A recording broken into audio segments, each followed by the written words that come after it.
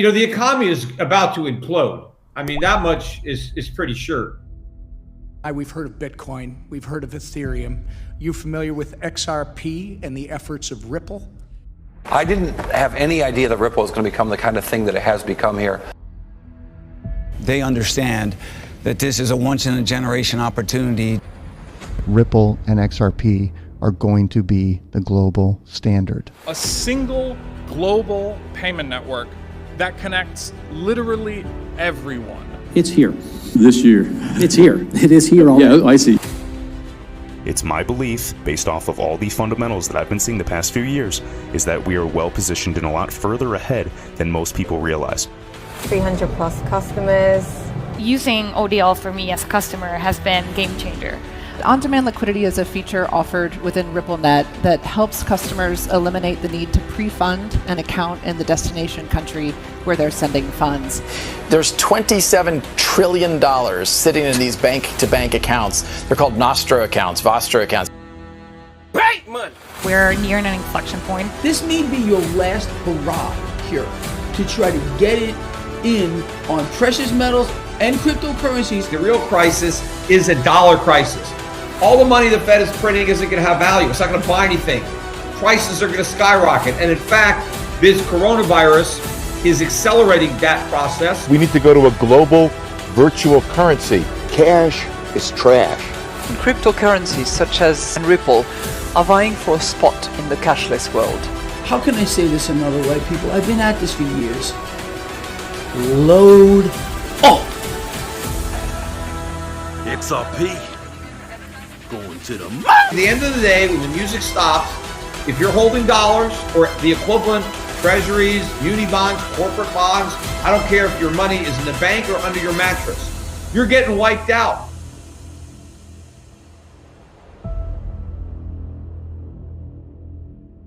Once this breaks out, we're going to hit 21, 26, 51, and then it's off to the fucking races forever, folks. Crypto in the crosshairs again. News breaking this afternoon that the Securities and Exchange Commission is scrutinizing the relationship between the U.S. arm of Binance, that's the world's largest cryptocurrency exchange, and two trading firms with ties to Binance's founder, Changpeng Zhao. The Wall Street Journal is reporting that the two market maker firms, Sigma Chain and Merit Peak, have been controlled by Zhao, but that those relationships were allegedly not disclosed to investors or customers. This latest news only adds to the very detailed focus the SEC has been giving to the crypto space, and as the multi-trillion-dollar market for digital money continues to grow, investors eagerly await news on how the SEC plans to regulate it. Let's see if we can find out and get some news here. Joining us now on a Fox Business exclusive, SEC Chair Gary Gensler. Welcome, Chair Gensler. We appreciate you being here. Good to be back with you, Liz. Look, I know you don't speak to individual cases, but on this breaking news about Binance, can you tell us why something like a crypto exchange not disclosing relationships with market makers is an issue or would be an issue for the SEC? So let me take it to a little higher level. Most of the activity in this asset class, as you said, $2 trillion, is happening on centralized exchanges or lending platforms. And you saw yesterday we had an announcement that I can speak about with regard to one of the large lending platforms. And why does it matter if 95% of the activity is happening there? What's important is investors get basic investor protection, protections against fraud and manipulation. And as many of the tokens on these platforms may well be securities, that's where the Securities and Exchange Commission comes in. Well, you're talking about the BlockFi settlement, where BlockFi paying out $100 million for handling or at least putting together, allowing people to park their crypto in an exchange, at least an account for a pretty incredible monthly interest payment. You said that those were unregistered and that they have to register. Is BlockFi now registering? Can you at least give us an update on that? Well, they entered into a settlement arrangement to do so in a timely way. And importantly, what we found there is that not only was it not complying with what's called the 1933 Act or registration, but also the Investment Company Act of 1940, offering the public returns by pulling those assets and investing those assets, the crypto assets. But we're working with them. We're trying to see if we can get this whole area, these crypto exchanges and lending platforms, inside an investor protection envelope. And then if the public wishes, based upon that, to invest or even to speculate, that's up to the public. But to have the basic protections of protecting against fraud, manipulation, to have disclosure, these are the things that we have in our stock markets, and really important if this technology is going to go anywhere.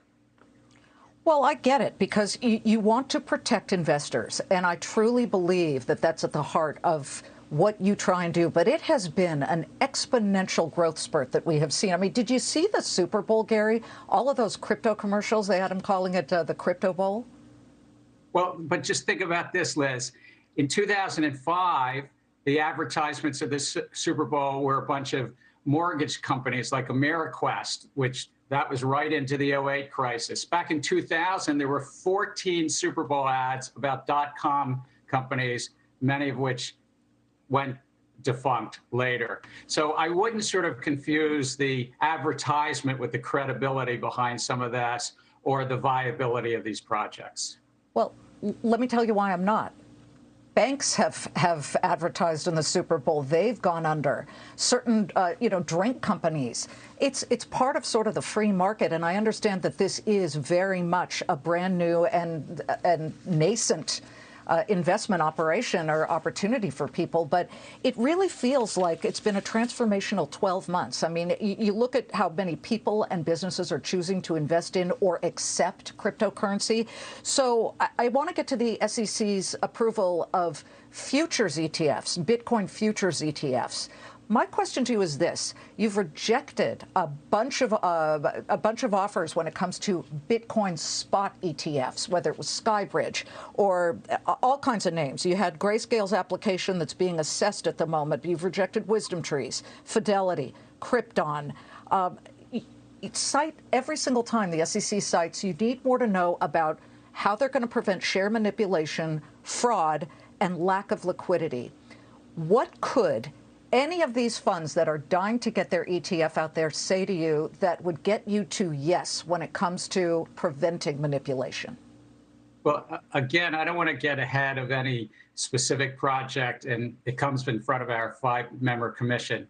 But generally speaking, what's really important is these underlying markets, Bitcoin and the other markets, the underlying cash markets, are trading on exchanges, and those exchanges, I continue to say, come in, work with the SEC, register under the securities laws. It's probability weighted, but you've got 75 or 500 or thousands of tokens on your platform. It's pretty unlikely none of them are securities. So we did this working with BlockFi, trying to find a path forward and protect the investors at the same time.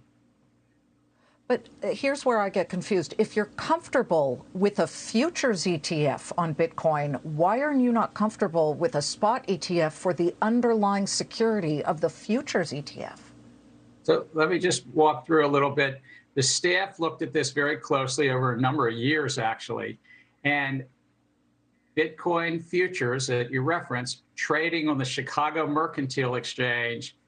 That Chicago Mercantile Exchange has had a regulated market since 2017 by our sibling agency, the Commodity Futures Trading Commission, an agency I was once proud to chair. So you should know, I think really well of the CFTC. So that's part of that framework. We don't have that framework for the underlying cash market at this time. Okay, I want to move on to a lawsuit that the SEC has filed with against Ripple XRP. And again, without commenting on specifics, because I know you don't, what's the SEC's theory on certain elements of the crypto world that are considered securities, which would subject them to the SEC's stricter purview, versus currencies which are not held to that kind of purview? So it's pretty straightforward, actually, is that in the 1930s, after the collapse of the markets and the public getting defrauded, there was a basic bargain, and Congress wrote with a very broad brush the definition of security. and they included like 32 different terms. And amongst those terms, the conceptual framework was the public investing money, anticipating profits on the efforts of others. And the Supreme Court in the 1940s and multiple times since then have had the same approach. My predecessor, Jay Clayton, said it as well as I could say it, that in looking at these tokens, it's rare to find one that isn't doing that. The public is investing, hoping for a profit based on the efforts of some other group. Okay, but that's with any investment. There is that caveat emptor, buyer beware element to all of the stock market. What confuses a lot of people, Gary, and if you could really clarify here, is, where do you draw the line, the distinction between what is a security and what is an actual currency? Example A, what Ripple did, selling XRP to build out its underlying blockchain network, no different than example B, Ethereum floating an ICO, a coin offering to help its underlying Ethereum blockchain. There is no difference, a lot of people say. None. So Liz, you started by saying you weren't going to ask me about specific cases. And so if I can help the audience. I said example A, example B. Yeah, but I help the audience know that it's not, I'm not really allowed to talk about specific cases, but it's pretty straightforward. Raise money from the public, as you say. We have a basic bargain of full and fair disclosure and anti-fraud protections, and you register with the government agency called the Securities and Exchange Commission. And that's really what we're trying to do, is help continue with that basic bargain. We're technology neutral. If people want to invest or speculate in this field, then these tokens and, most importantly, the platforms, the trading and lending platforms, come in, register, do it within the law, not trying to skirt the law. Okay, we've got so much more to talk about. I do want to quickly ask you about payment for order flow. This, of course, was an issue that came to the forefront during the meme stock craze a year ago, January. The question became, is it a conflict of interest? On the one hand, I do get that there are people who look at this situation and say, well, wait a minute, brokers are getting, are getting paid by market makers just so that individual investors can have free commission trades.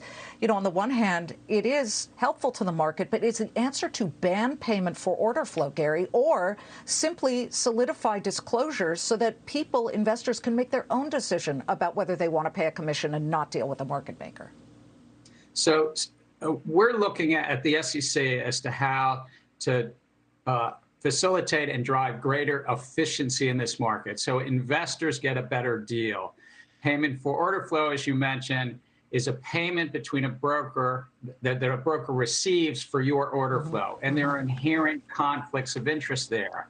We're looking at how we can ensure greater competition. When you place a market order in the US, a market order at a retail platform, well over 90% of those trades go straight to the dark market, to a wholesaler that bought that order flow rather than competing trade by trade. And that's what we're trying to think through under the authorities we have.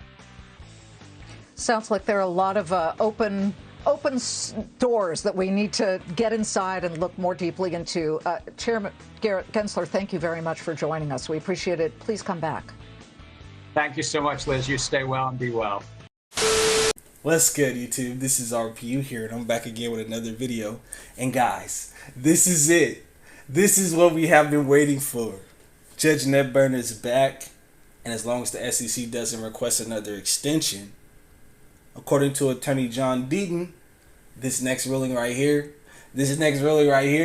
will be the biggest. This in regards to the Hinman emails and the deliberative process privilege of the SEC, also known as DPP.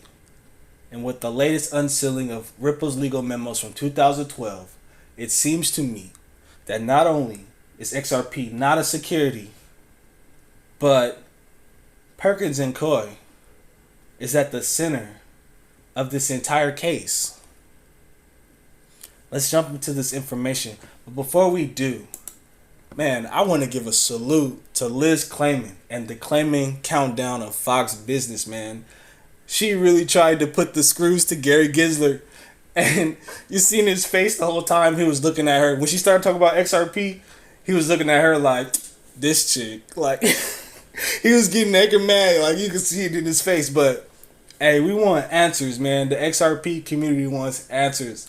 And I salute Liz for trying to get down to the bottom of it. And if you ever get Gary Gensler back on your show, you should ask him if he knows if the SEC is running a Ripple node. Like, that would get under his skin, like, for real, though. But let's jump into this information. Follow John E. Deaton on Twitter, at John E. Deaton1. He is the founder of CryptoLaw.us. He has over 177,000 followers on Twitter. Follow attorney Jeremy Hogan. He is a partner at Hogan & Hogan. He has over 191,000 followers on Twitter. And don't forget to follow me on Twitter at RPUReloaded so you can get my latest updates and retweets of things that I think are interesting in the crypto space.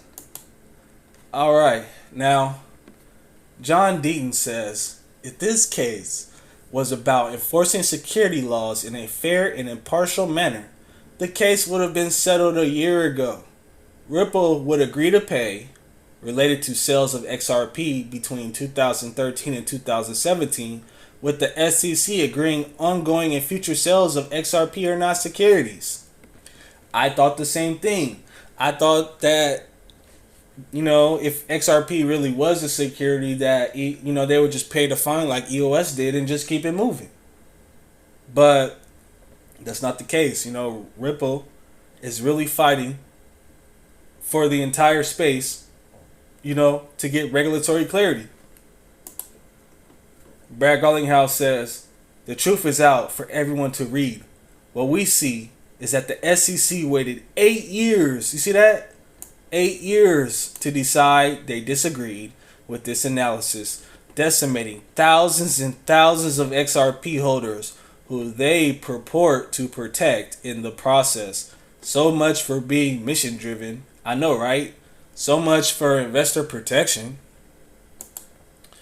Martin Valk posted hashtag Ripple and XRP news. Ripple CEO says truth is finally out following unsealing of 2012 legal XRP memos to the public. This is from Zai Crypto. The truth is out. Ripple looks to net groundbreaking win. Groundbreaking win. Let's go. Following the unsealing of 2012 legal XRP memos. Ripple Chief Executive Brad Garlinghouse claims the truth is out now. You see that? The truth is now out after the court unsealed a pair of legal documents the blockchain-based payments firm received in 2012 about XRP tokens. The truth is out for everyone to read. Ripple CEO.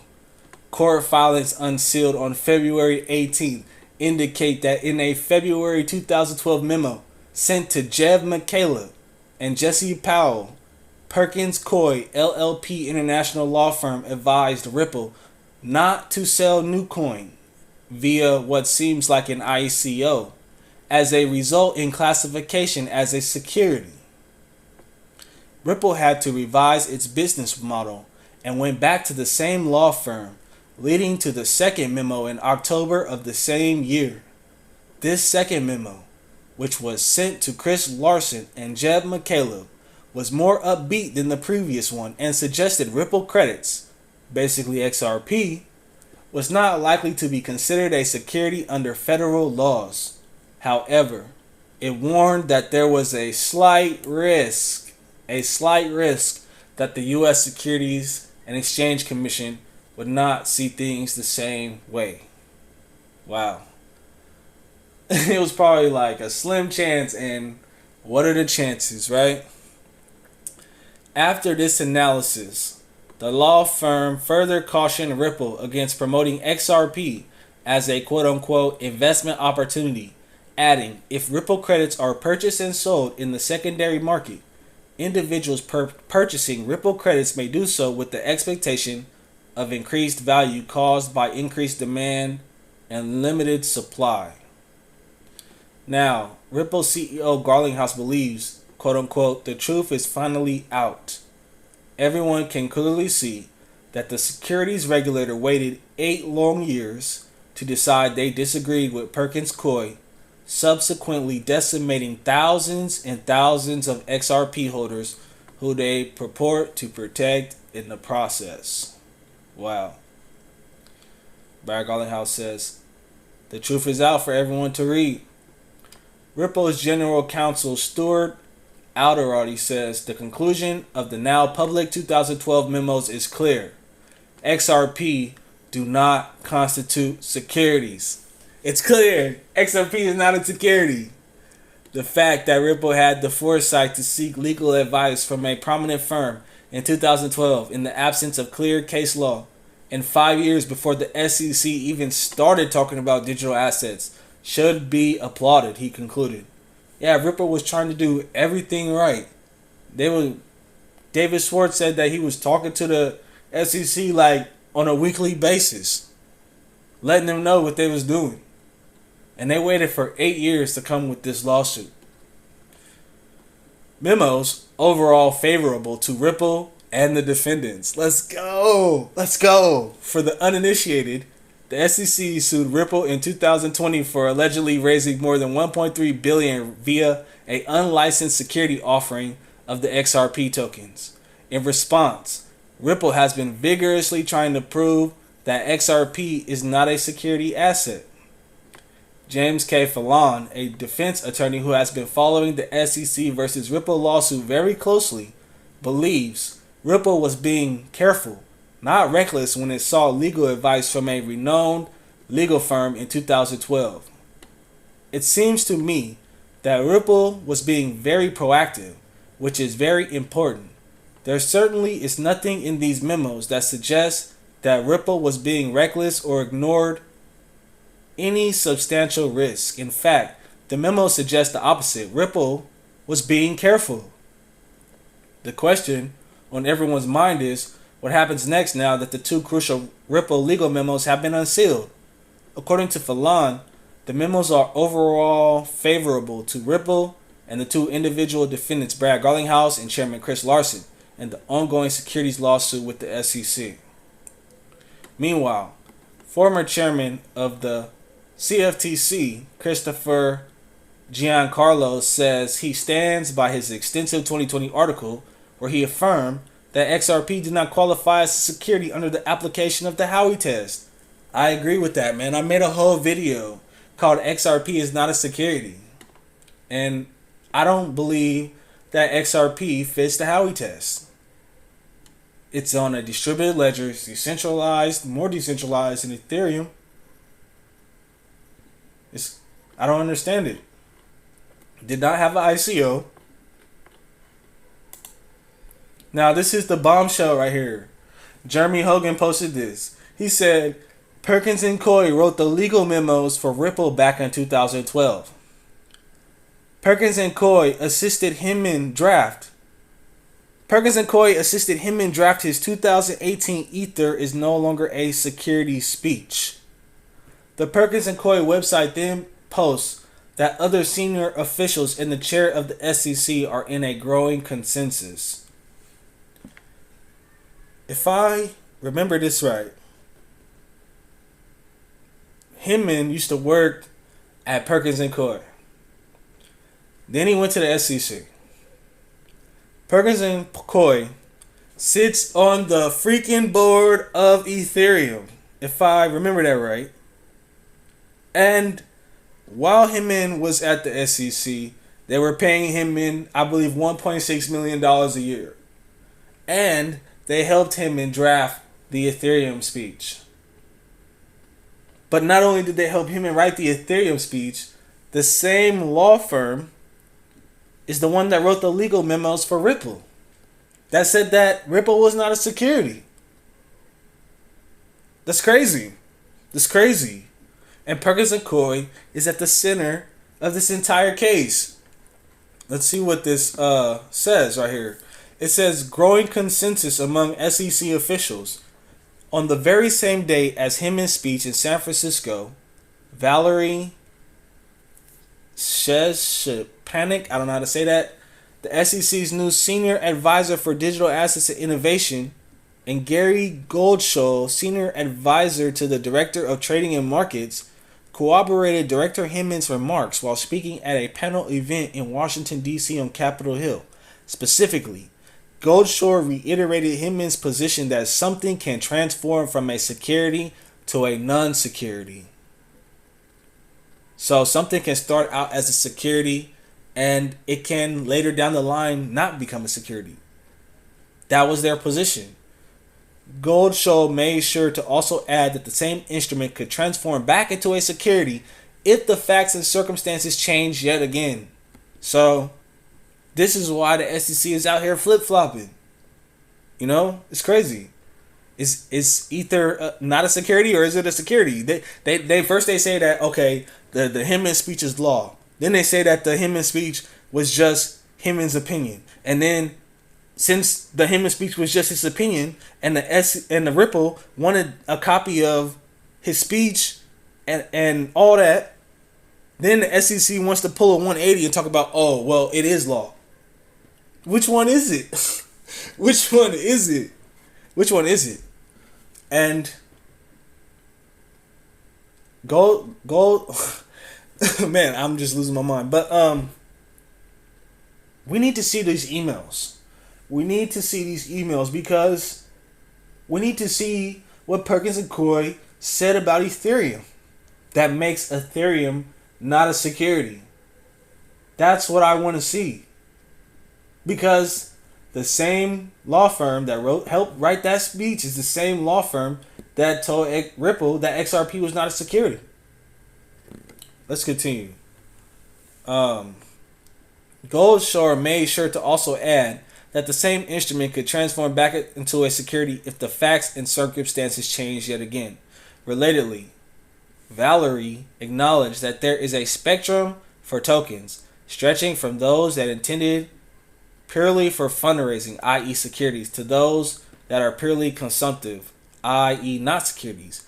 Both Goldshaw's and Valerie's comments indicate a building consensus among the SEC staff on these issues. That's crazy. On June 21st, 2018, SEC Chairman Clayton provided further confirmation that the framework outlined in Hinman's speech is the approach we take. Remember that? We take, the SEC staff take to evaluate whether a digital asset is security in testimony to the U.S. House of Representatives Financial Services Committee. Clayton emphasized that the SEC will consider the facts and circumstances of a given token sale and utilize a principles-based framework to reach a conclusion on whether the token sale constitutes a securities offering. Under such a framework, persons attempting to fund a project, whether it be opening a new manufacturing plant or creating an application on a distributed network, by inviting others to invest in the enterprise based on the expectation that they will profit from other people's efforts, must register their offerings with the SEC or rely on an appropriate exemption from registration. But also, they also talked about, whether a token was running on a distributed ledger. They also talked about whether a token was centralized. They're not including that. But XRP and Ethereum did not have the same kind of token sale. Ethereum had an ICO. XRP, Ripple sold XRP to exchanges, who then sold to retail customers. Ripple never sold to retail customers. They're not the same. Just to get that straight. Now, XRP Crypto Wolf, this is the tweet that I seen that Attorney John Deaton retweeted from XRP Crypto Wolf that got my attention. It says, Attorney John Deaton says the next ruling will be the biggest decision in the XRP lawsuit. The biggest. If Judge Netburn ultimately rules that the emails must be turned over, it is huge. Let's go. So this is the latest article from Finance Feeds. Y'all know they're the plug. XRP lawsuit. Next ruling will be the biggest decision in the Ripple case. If Judge Netburn ultimately rules that the emails must be turned over, it is huge, says Attorney John Deaton. The SEC versus Ripple has heated up in the last few days with the unsealing of Ripple's 2012 legal memos with the advice on how to avoid making XRP a security in the eyes of the SEC. But the lawsuit is expected to go full steam in the days ahead. Let's go. No more pushbacks. Judge Sarah Netburn will soon be presented with the biggest decision in the Ripple case, according to the opinion of XRP holders attorney John Deaton. As it is known, the magistrate has recently ruled on the deliberative process privilege issue with a few wins for Ripple, which were enough to be considered as a great result for the defendants and XRP holders, as Bill Hemmon's speech was found not to be privileged, as well as related notes and drafts, because it was his opinion. Don't try to change it now. Don't try to change it now. The SEC then filed a motion for reconsideration as the plaintiff, arguing that what was once said to be a personal opinion is now being called public guidance. The 180-degree turn by the SEC has shocked many following the lawsuit, but Magistrate Netburn will literally be the judge of that. John Deaton, the attorney representing the more than 65,000 XRP holders with amicus curiae status in the SEC versus Ripple case, has commented on the upcoming ruling, pointing to how critical it will be for the outcome of the lawsuit. Man, we are days away, you guys. It's all about XRP versus Ethereum. Judge Netburn's decision on the motion for reconsideration will be the biggest decision in the Ripple case. I say that because I don't believe the motion to strike the fair notice defense is a significant one, because the judge isn't deciding whether Ripple had fair notice, but only whether it can argue it, he said. The reconsideration motion relates to the 63 emails containing drafts and comments regarding the Hemmon Ethereum is no longer a security speech. 63 emails? I know it's some gold in there. I can't wait.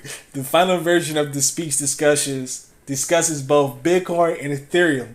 The final version does not refer or mention XRP. XRP consistently battled Ethereum for the number 2 crypto behind Bitcoin in January 2018. 6 months before the Hemmon speech, XRP hit an all-time high above $3, making it the world's second largest crypto. Let's go. We're going to hit it again. What are the chances of XRP not being raised at all in any of the 63 emails? What are the chances that at least one person in the email chain brought up XRP? One person in the email chain could have posed a very reasonable question, such as, what about XRP? Once someone understands how ETH was created and utilized, and how XRP was created and utilized, it becomes very logical to ask.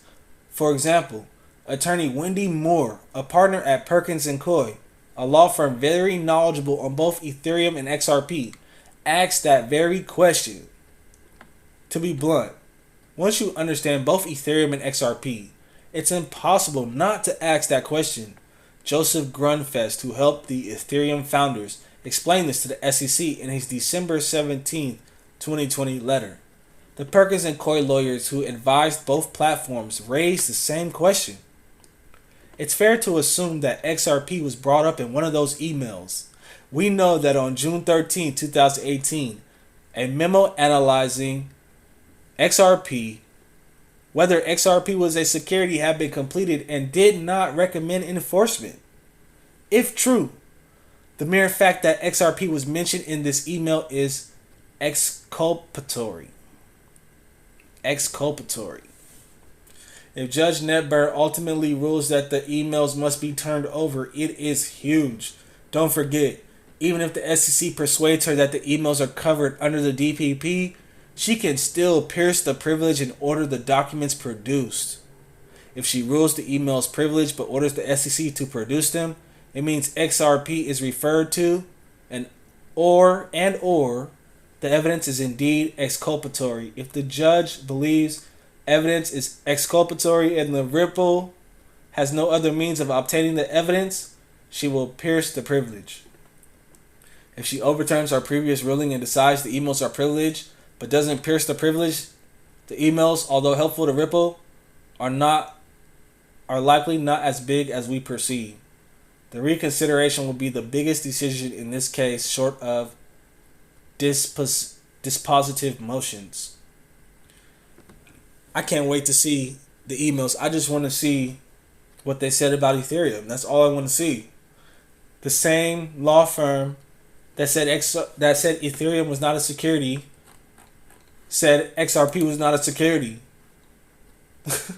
It's crazy. And the SEC still went after Ripple. That's crazy. Now, XRP Crypto Wolf posted this link from CoinGape.com where the ex-CFTC chairman Chris Giancarlo said XRP is not a security. This is from CoinGape.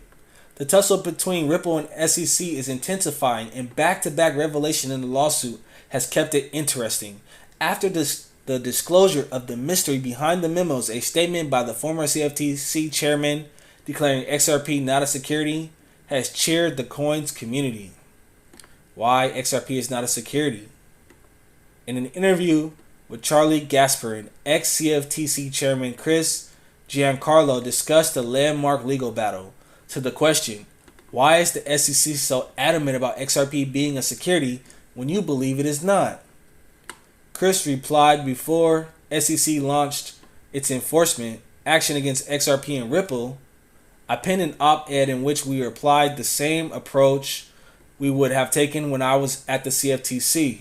We analyzed XRP token under the Howey test, and we came to the conclusion that in 2020 article that it wasn't a security, and I stand behind that article today, he added. That's crazy. I believe that XRP is not a security. I believe XRP is a commodity like gold. I believe that.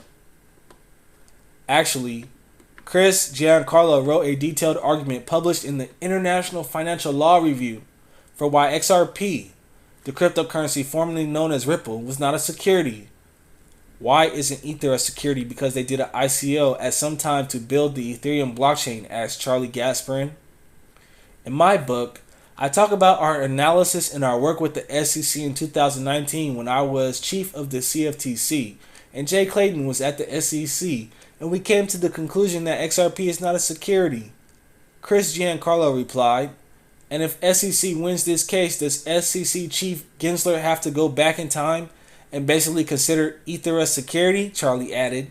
Oh, that's why they coming out talking about flip-flop and talking about they never gave clarity. That's crazy. That's crazy. Will Ether go to zero? Ether gets slapped with a lawsuit and Ether goes to zero. That would be crazy.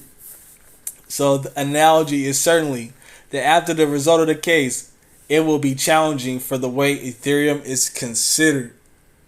Earlier, the mystery behind the two sealed memos was revealed.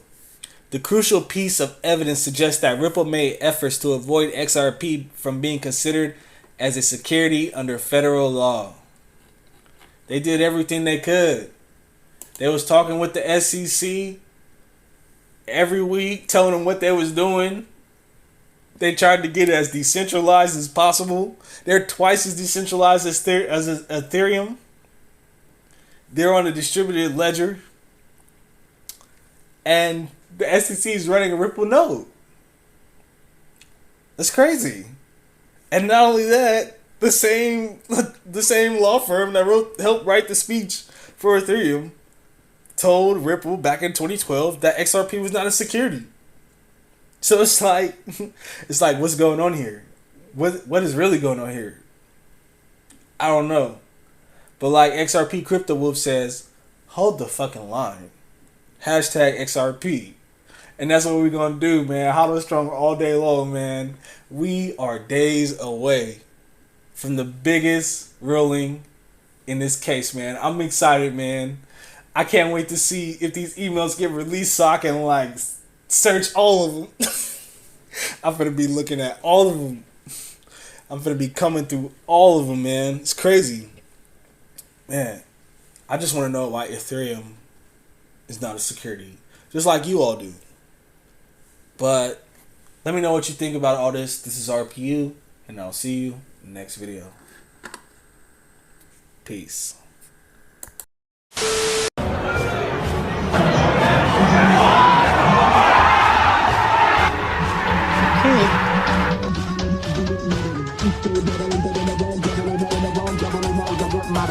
Stay battling, going around, juggling that, when around, juggling that, we get mad at them. Stay battling, going around, juggling that, when around, juggling that, I get mad at them. Stay battling, going around, juggling